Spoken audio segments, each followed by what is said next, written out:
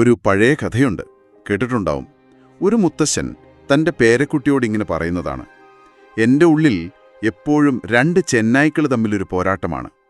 ഒന്ന് തിന്മ നിറഞ്ഞതാണ്, ദേഷ്യം, അസൂയ, പിന്നെ അത്യാഗ്രഹം, അഹങ്കാരം, അങ്ങനെയുള്ള കാര്യങ്ങൾ. മറ്റേ ചെന്നായ നല്ലവനാണ്, സമാധാനവും സ്നേഹവും വിനയവും സത്യസന്ധതയുമൊക്കെയുള്ളവൻ. അപ്പോൾ കുട്ടി ചോദിക്കും, ഇതിലെ ഏത് ചെന്നായ ജയിക്കും? അതാണല്ലോ പ്രധാനം. അതെ, മുത്തശ്ശൻ ചിരിച്ചിട്ട് പറയും, നീ ഏതിനാണോ ഭക്ഷണം കൊടുക്കുന്നത് ആ ചെന്നായ ജയിക്കും. ഈ കഥ ഓർത്തത് നമ്മൾ ഒരുപക്ഷേ ഇത്രയും കാലം തെറ്റായ ചെന്നായയാണോ തീറ്റിപ്പോറ്റിക്കൊണ്ടിരുന്നത്? അതൊരു വലിയ ചോദ്യമാണല്ലേ. റുഡ്ഗർ ബ്രഗ്മാന്റെ human kind a hopeful history എന്ന പുസ്തകം ഏതാണ്ട് ഇതേ ചോദ്യമാണ് നമ്മളോട് ചോദിക്കുന്നത്. നമ്മൾ മനുഷ്യരെക്കുറിച്ച് കേട്ടുവരുന്നതെല്ലാം ഒരുപക്ഷെ തെറ്റാണെങ്കിലോ? ഹോബ്സ് വരെ, എന്തിനേറെ ആധുനിക സാമ്പത്തിക ശാസ്ത്രം പോലും പറയുന്നത് മനുഷ്യൻ അടിസ്ഥാനപരമായി സ്വാർത്ഥനാണ്, സ്വന്തം കാര്യം നോക്കുന്നവനാണ്, മത്സരബുദ്ധിയുള്ളവനാണ് എന്നൊക്കെയാണ്. ഈ നാഗരികത എന്നൊക്കെ പറയുന്നത് അതൊരു നേർത്ത ആവരണം മാത്രമാണ്. മനുഷ്യന്റെ ആ ഒരു മൃഗീയമായ സ്വഭാവം മറച്ചു പിടിക്കാനുള്ള ഒന്ന്. ഈ ഒരു ചിന്ത അത് നമ്മുടെ രാഷ്ട്രീയത്തിലും നിയമങ്ങളിലും അധികാരത്തെക്കുറിച്ചുള്ള കാഴ്ചപ്പാടുകളിലുമൊക്കെ ശരിക്കും ആഴത്തിൽ വേരോടിയിട്ടുണ്ട്. എന്നാൽ ഈ ബ്രഗ്മാൻ പറയുന്നത് നേരെ തിരിച്ചാണല്ലോ. മനുഷ്യൻ അടിസ്ഥാനപരമായി മാന്യനാണ്, സഹകരിക്കാൻ ഇഷ്ടപ്പെടുന്നവനാണ് എന്നൊക്കെ. ഇത് കേൾക്കുമ്പോൾ ഒരു പ്രതീക്ഷയൊക്കെ തോന്നും. പക്ഷേ ഇതിന് വല്ല അടിസ്ഥാനവുമുണ്ടോ?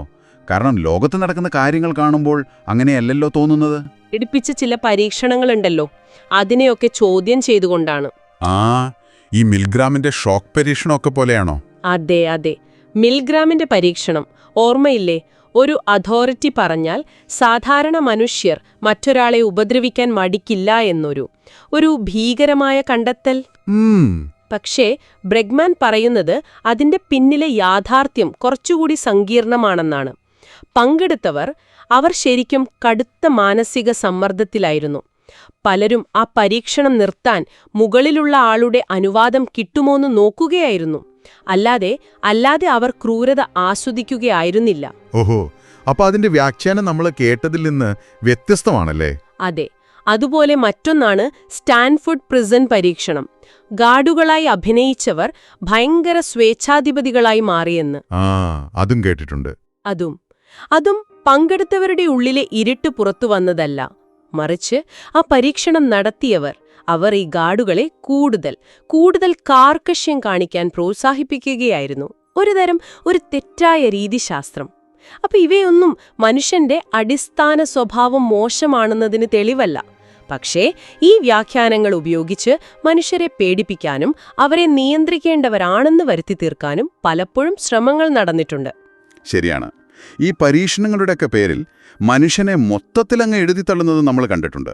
പക്ഷേ അപ്പോ മനുഷ്യന്റെ നല്ല വശത്തിന്, ഈ പറയുന്ന സഹകരണ മനോഭാവത്തിന് എന്തെങ്കിലും യഥാർത്ഥ ഉദാഹരണങ്ങൾ അദ്ദേഹം പറയുന്നുണ്ടോ? ധാരാളമുണ്ട്. വളരെ പ്രശസ്തമായ ഒരു ഉദാഹരണം ലോർഡ് ഓഫ് ദ ഫ്ലൈസ് എന്ന നോവലുണ്ടല്ലോ.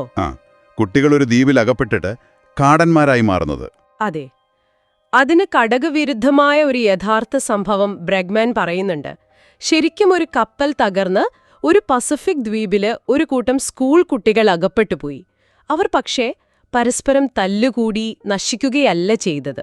പിന്നെ അവർ 1 വർഷത്തിൽ കൂടുതൽ ആ ദ്വീപിൽ കഴിഞ്ഞു. എങ്ങനെയാണെന്നോ? പരസ്പരം സഹായിച്ച്, ഒരുമിച്ച് കൃഷി ചെയ്ത്, നിയമങ്ങളുണ്ടാക്കി, അത്ഭുതകരമായൊരു സഹകരണത്തോടെ. ഇത് നോവലല്ല, നടന്ന സംഭവമാണ്. കൊള്ളാം, അത് വലിയൊരു കാര്യമാണല്ലോ. അതുപോലെ ദക്ഷിണാഫ്രിക്കയിലെ വർണ്ണവിവേചന കാലത്തെ ഒരു കഥയുണ്ട്. വിൽജോൺ സഹോദരന്മാർ. ഒരാൾ സർക്കാരിന്റെ പീഡനങ്ങൾക്ക് കൂട്ടുനിന്ന പോലീസുകാരൻ, മറ്റേയാൾ അതിനെതിരെ പോരാടിയ വിപ്ലവകാരി. പക്ഷെ അവസാനം നെൽസൺ മണ്ടേലയുടെ ആ ഒരു സമാധാനത്തിന്റെ പാത വന്നപ്പോൾ അവരൊരുമിച്ചു. അപ്പോൾ ഇതൊന്നും ഒറ്റപ്പെട്ട സംഭവങ്ങളല്ല. മനുഷ്യനിലെ നന്മയുടെയും സഹകരണത്തിന്റെയും ഒരുപാട് തെളിവുകൾ ചരിത്രത്തിലുണ്ട്. നമ്മളത് ശ്രദ്ധിക്കാറില്ലെന്ന് മാത്രം. പിന്നെന്തുകൊണ്ടാണ് ലോകത്ത് ഇത്രയധികം പ്രശ്നങ്ങൾ? നമ്മൾ കാണുന്ന യുദ്ധങ്ങൾ, ഈ സ്വാർത്ഥത, പ്രത്യേകിച്ച് അധികാരത്തിലുള്ളവർ പലപ്പോഴും കൂടുതൽ സ്വാർത്ഥരാകുന്നതായിട്ട് തോന്നാറില്ലേ? അതൊരു പ്രധാന പോയിന്റാണ്. ബ്രഗ്മാൻ അത് സമ്മതിക്കുന്നുണ്ട്. ആ പഴയ ചൊല്ലുണ്ടല്ലോ, അധികാരം ദുഷിപ്പിക്കുന്നു എന്ന്. പക്ഷെ അതിനർത്ഥം മോശം സ്വഭാവമുള്ളവർക്കേ അധികാരം കിട്ടൂ എന്നല്ല. പല പഠനങ്ങളും കാണിക്കുന്നത് എന്താണെന്ന് വെച്ചാൽ അധികാരം കയ്യിൽ വരുമ്പോൾ അത് പലപ്പോഴും ആളുകളുടെ സഹാനുഭൂതി കുറയ്ക്കുന്നു എന്നാണ്. മറ്റൊരാളുടെ സ്ഥാനത്തുനിന്ന് ചിന്തിക്കാനുള്ള ആ ഒരു കഴിവ് അത് കുറഞ്ഞു പോകുന്നു. അപ്പോ ആളുകൾ മോശക്കാരായിട്ടല്ല, അധികാരം അവരെ മാറ്റുന്നതാണെന്നാണോ? ഒരു പരിധിവരെ അതെ. അതുകൊണ്ട് പരിഹാരം കൂടുതൽ നിയന്ത്രണങ്ങളോ അവിശ്വാസമോ അല്ല, മറിച്ച് അധികാരം കുറച്ചുകൂടി പങ്കുവെക്കുന്ന, അത് ദുരുപയോഗം ചെയ്യാനുള്ള സാധ്യത കുറയ്ക്കുന്ന രീതിയിലുള്ള സംവിധാനങ്ങൾ ഉണ്ടാക്കുക എന്നതാണ്. നമ്മൾ മനുഷ്യരിൽ അടിസ്ഥാനപരമായി വിശ്വസിക്കാൻ തയ്യാറായാൽ അതിനനുസരിച്ചുള്ള സ്ഥാപനങ്ങളും സമൂഹങ്ങളും നമുക്ക് കെട്ടിപ്പടുക്കാൻ ശ്രമിക്കാം. ഇതിനെയാണോ അദ്ദേഹം ഡാർവിന്റെ സർവൈവൽ ഓഫ് ദ ഫിറ്റസ്റ്റ് പകരം സർവൈവൽ ഓഫ് ദ ഫ്രണ്ട്ലിയസ്റ്റ് എന്ന് പറയുന്നത്? അതെ, കൃത്യമായി. ഏറ്റവും സൗഹൃദമുള്ളവരുടെ അതിജീവനം. കാരണം പരസ്പരം വിശ്വസിക്കുന്ന, സഹകരിക്കുന്ന സമൂഹങ്ങൾക്കാണ് ദീർഘകാലത്തിൽ കൂടുതൽ അഭിവൃദ്ധി പ്രാപിക്കാൻ കഴിയുന്നത്. അവിടെ കുറ്റകൃത്യങ്ങൾ കുറയും, ആരോഗ്യം മെച്ചപ്പെടും, സമ്പദ് വ്യവസ്ഥ ശക്തമാകും. അപ്പോ നമ്മൾ നമ്മളെക്കുറിച്ചും മറ്റുള്ളവരെക്കുറിച്ചും എന്ത് ചിന്തിക്കുന്നു, എന്തു വിശ്വസിക്കുന്നു എന്നതിന് അതിന് വലിയ പ്രാധാന്യമുണ്ട്, അല്ലേ? അത് നമ്മൾ ജീവിക്കുന്ന ലോകത്തെ തന്നെ മാറ്റാൻ ശക്തിയുള്ളൊരൊന്നാണ്. തീർച്ചയായും. അതൊരു സ്വയം നിറവേറുന്ന പ്രവചനം പോലെയാണ്, സെൽഫ് ഫുൾഫില്ലിംഗ് പ്രോഫസി. മനുഷ്യരെ ഒന്നും വിശ്വസിക്കാൻ കൊള്ളില്ല, എല്ലാവരും സ്വാർത്ഥരാണെന്ന് നമ്മൾ ഉറച്ചു വിശ്വസിച്ചാൽ നമ്മളുണ്ടാക്കുന്ന നിയമങ്ങളും സ്ഥാപനങ്ങളും പെരുമാറ്റച്ചട്ടങ്ങളുമെല്ലാം അതിനനുസരിച്ചായിരിക്കും. കൂടുതൽ നിരീക്ഷണം, കൂടുതൽ ശിക്ഷ, കുറഞ്ഞ സ്വാതന്ത്ര്യം. അപ്പോൾ ആളുകൾ അതിനനുസരിച്ച് പെരുമാറാനും സാധ്യതയുണ്ട്. അതെ. എന്നാൽ നേരെ മറിച്ച് ഭൂരിഭാഗം മനുഷ്യരും അടിസ്ഥാനപരമായി നല്ലവരാണ്, സഹകരിക്കാൻ മനസ്സുള്ളവരാണ് എന്ന് നമ്മൾ വിശ്വസിക്കാൻ തുടങ്ങിയാൽ, അങ്ങനെയൊരു വിശ്വാസത്തിൽ അധിഷ്ഠിതമായ ഒരു സമൂഹം, കൂടുതൽ നീതിയുക്തമായ ഒരു ലോകം കെട്ടിപ്പടുക്കാൻ നമുക്ക് ശ്രമിക്കാം. ഇത് കേൾക്കുമ്പോൾ വലിയൊരു പ്രതീക്ഷ തോന്നുന്നുണ്ട്. എന്നാലും ചിലർക്കെങ്കിലും തോന്നാം ഇതൊരു ശുദ്ധഗതിക്കാരന്റെ ചിന്തയല്ലേ എന്ന്. ലോകത്തിന്റെ സങ്കീർണതകളെ, മനുഷ്യന്റെ ഇരുണ്ട വശങ്ങളെ ഇത് കാണാതെ പോകുന്നുണ്ടോ? അങ്ങനെയല്ല. ബ്രെഗ്മാൻ മനുഷ്യനിലെ പ്രശ്നങ്ങളെ കാണുന്നില്ല എന്നല്ല പറയുന്നത്. യുദ്ധങ്ങളുണ്ട്, അക്രമമുണ്ട്, സ്വാർത്ഥതയുണ്ട്, അതൊക്കെ യാഥാർത്ഥ്യമാണ്.